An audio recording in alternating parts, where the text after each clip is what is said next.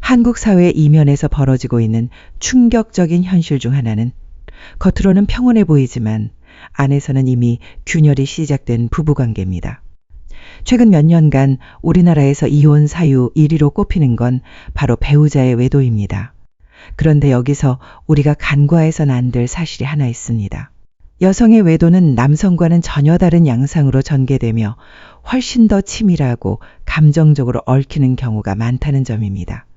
많은 이들이 바람하면 남성의 외도만을 떠올리기 쉽지만 실제로는 유부녀들의 뒤늦은 이탈이 더욱 복잡하고 위험한 형태로 나타나고 있습니다. 그 이유는 여성의 외도는 단순한 호기심이나 육체적인 유희에 그치지 않고 정서적 몰입과 연결되는 경우가 많기 때문입니다. 다시 말해 겉으로는 평소와 다름없이 가정을 돌보는 척하면서도 속으로는 이미 전혀 다른 관계에 몰두하고 있는 경우가 허다하다는 겁니다. 특히 문제가 되는 건 유부녀들이 외부와의 접점을 갖는 특정 공간들입니다. 그중 하나가 바로 여성 전용 유흥시설입니다. 흔히 유흥업소라 하면 남성만을 위한 공간이라고 생각하기 쉽지만 최근에는 여성 고객을 타겟으로 한 전용 공간들도 조용히 확산되고 있습니다. 물론 남성 전용 업소처럼 공개적이지 않고 광고도 거의 없지만 이미 해당 계층에서는 익숙하게 오가는 공간이 되어버린 경우도 적지 않습니다.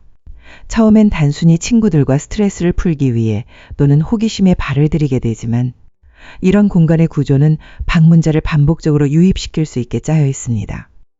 여성들은 처음엔 그냥 놀러 가는 거야 라며 가볍게 접근하지만 점차 친절한 서비스와 감정적 유대에 끌리면서 반복적으로 찾게 되는 경우가 많습니다.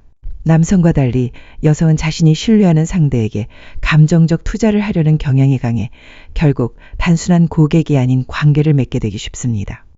더 무서운 건 이 과정에서 여성들이 감정적으로 이입하게 되면 일정한 대가를 제공하는 스폰서 관계로 발전하는 경우도 있다는 점입니다.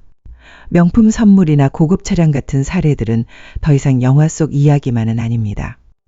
특히 경제적 자율성이 높아진 여성들이 많아진 만큼 남편 몰래 지출을 이어가는 것도 충분히 가능한 구조입니다. 일부 남성들은 우리 아내는 절대 그럴 리 없다. 혹은 그런 건 돈 많은 사람들이나 하는 일이라고 생각할 수 있습니다. 하지만 요즘은 해당 시설의 가격대도 다양해지고 접근성도 낮아졌기 때문에 주 1회 정도는 무리 없이 다녀올 수 있는 수준으로 운영되는 곳도 많습니다.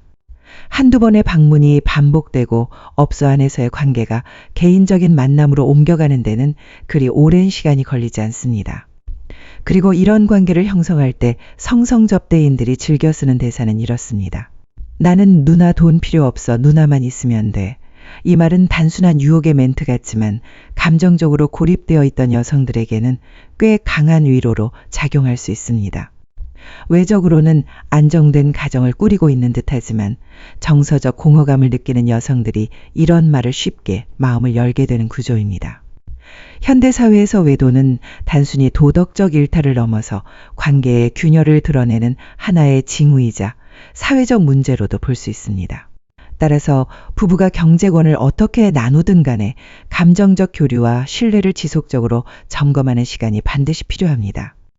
아무리 평소에 의심이 없더라도 때로는 서로의 산과 관심사를 들여다보는 것이 관계를 지키는 최소한의 예방법이 될 수 있습니다. 진짜 현실적인 이야기지만 대중적으로 잘 알려지지 않은 사실들이 있습니다. 특히 일상의 지루함을 느끼는 중년 여성들이 취미 활동이라는 명분 아래 관계의 경계를 넘는 경우가 점점 늘어나고 있습니다. 단순한 스트레스 해소나 운동을 위한 모임처럼 보이지만 그 속에 감춰진 감정적 결핍과 인간관계의 욕구가 복잡하게 얽히기 시작하면 예상치 못한 방향으로 흘러가게 됩니다. 대표적인 예 중 하나가 바로 등산 모임입니다. 중장년층 사이에서 가장 인기 있는 취미로 자리 잡은 활동이지만 그 이면에는 다른 목적을 가진 만남도 점점 늘어나고 있습니다. 특히 혼자 산에 오르는 여성들 중 일부는 대화의 물꼬를 튀기 위해 과감한 복장이나 진한 화장을 하는 경우도 있습니다. 이런 모습은 단순한 꾸밈이 아닌 일종의 신호로 해석되기도 하며 이를 알아채는 일부 남성들은 한쪽 바지를 걷거나 눈에 띄는 행동을 하며 의도적으로 접근하는 경우가 많습니다. 이른바 산토끼라 불리는 여성과 이를 노리는 사냥꾼이라는 용어까지 존재할 정도로 특정 등산 코스나 지역 커뮤니티에서는 이미 공공연한 비밀처럼 여겨지고 있습니다. 특히 혼자 등산을 하던 중 갑작스러운 친절, 지나치게 가벼운 제안, 더운 데에 내려가서 한잔하자 등은 단순한 우연이 아닐 수 있습니다. 심리학적으로도 외로움을 느끼는 중년기에는 감정적 연결을 향한 욕구가 강해지는 시기이기 때문에 사소한 친절이 깊은 관계로 이어지기 쉬운 구조입니다. 또 다른 문제적 공간은 스크린 골프장입니다. 과거에는 골프가 신사의 스포츠로 여겨졌지만 최근에는 오히려 불륜이 자주 발생하는 장소로 언급되곤 합니다. 특히 오픈된 필드보다 시선이 차단된 실내 공간에서 은밀한 만남이 가능하다는 점이 주요 원인으로 꼽힙니다. 스크린 골프장은 주중에도 부담 없이 방문할 수 있으며 연습이라는 명분도 좋기 때문에 가족에게 의심을 피하기 쉬운 장점이 있습니다. 문제는 일부 스크린 골프장이 마치 이런 만남을 조장하듯 폐쇄적이고 은밀한 구조를 갖추고 있다는 점입니다. 안에서 어떤 일이 일어나도 외부에선 알 수 없는 구조는 감정적, 신체적 경계를 넘는 행동으로 쉽게 이어질 수 있습니다. 실제로 동반 게임을 제안하거나 주인이 직접 짝을 지어주는 식의 비공식 푸킹이 이루어지는 경우도 있다는 보고가 있습니다. 술을 곁들인 자연스러운 분위기, 친근한 대화와 접촉, 그리고 반복되는 만남은 결국 관계의 선을 무너뜨리는 기제로 작용할 수밖에 없습니다. 이처럼 겉으로는 단순한 취미생활처럼 보이는 활동이지만 그 내면에는 외로움, 인정욕구, 감정적 공백을 메우려는 무의식이 작동하고 있을 수 있습니다. 정신의학에서도 중년기 이후의 정서적 공허감은 예상보다 훨씬 큰 영향을 끼친다고 지적합니다. 중요한 건 이 문제의 본질이 단순한 외도나 일탈이 아니라 개인 내면의 결핍에서 비롯된 심리적 균열이라는 점입니다. 따라서 외부의 의심보다 더 중요한 건 부부 사이의 감정 교류와 꾸준한 관심이라는 사실을 다시 한번 상기할 필요가 있습니다. 스크린 골프장에서의 만남이 반복되기 시작하면 그저 연습 겸 같이 다닌다는 핑계로 점차 관계가 사적 영역으로 깊어지는 경우가 많아집니다.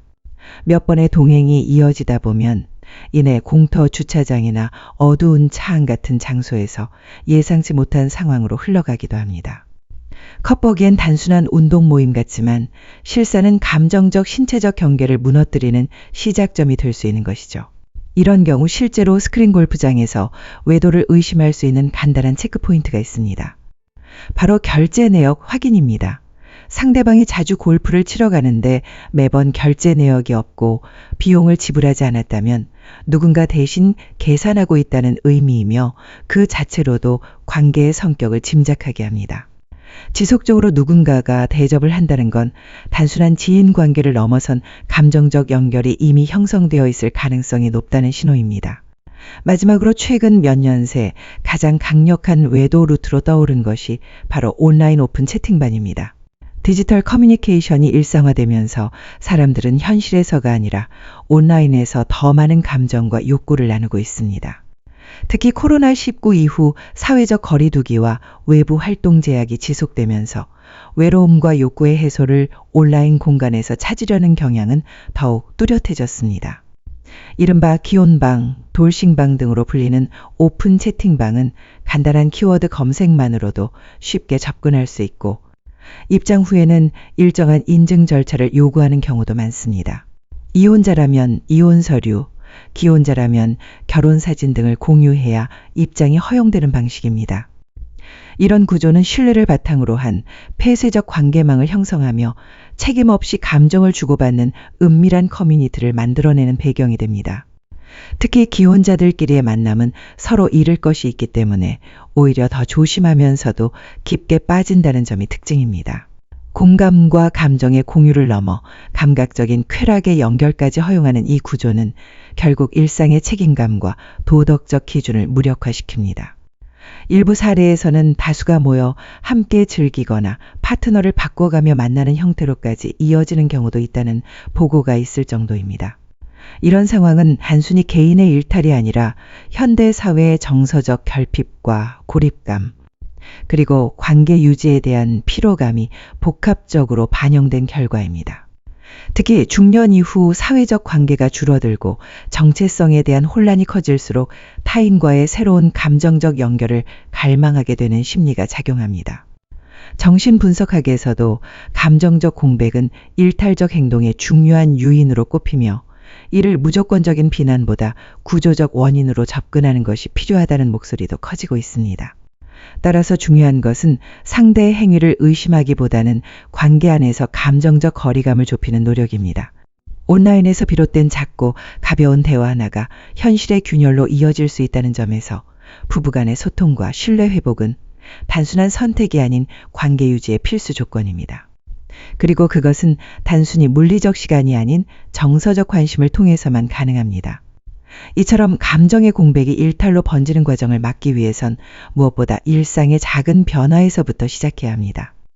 특히 부부관계에서의 관태는 갑작스레 찾아오는 것이 아니라 오랜 시간 동안 누적된 무관심과 소통의 단절에서 비롯됩니다.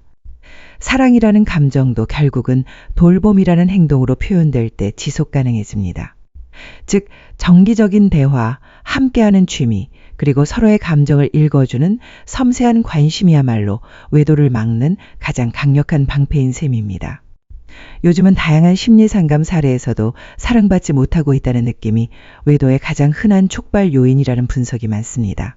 이는 단순히 이성적인 욕망의 문제를 넘어서 존재감이 사라진 듯한 고립감에서 비롯된다는 점에서 더 깊은 주의를 필요로 합니다.